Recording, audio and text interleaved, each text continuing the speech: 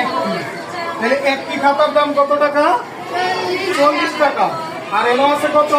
1 dozen. তাহলে আমরা আগে বের করে নিতে হইব 1 ডজন সমান কয়টি। তাহলে আমরা জানি 1 ডজন সমান কয়টি? 1 ডজন সমান 12টি। তাহলে আমরা একটি খাতার দাম কত টাকা পাইছি? একটি খাতার দাম 40 টাকা।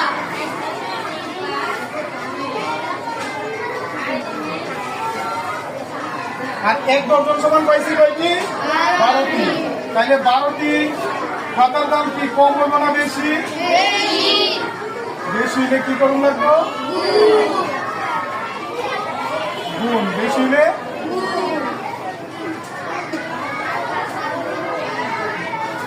তাহলে গুণ আমরা আগে কোন পাশেতে করতে হইব? ডান পাশেতে। কোন পাশেতে? ডান পাশেতে।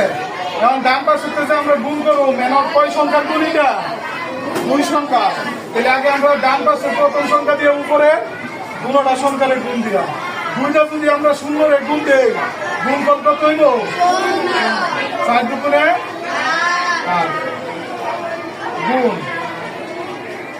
দ্বিতীয় করা যায় তাহলে নিচের প্রথম করে একটা গুণ চিহ্ন অথবা শূন্য দিতে হইব। কি দিতে হইব? শূন্য। তাহলে একটা যদি আমরা শূন্যরে গুণ দেই 4কে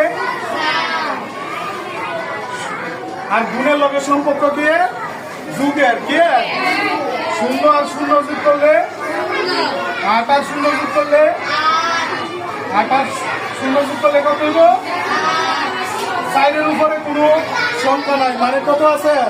শূন্য আছে। কত আছে? তাহলে 4 আর শূন্য যোগ করলে তাহলে কত টাকা হইতেছে?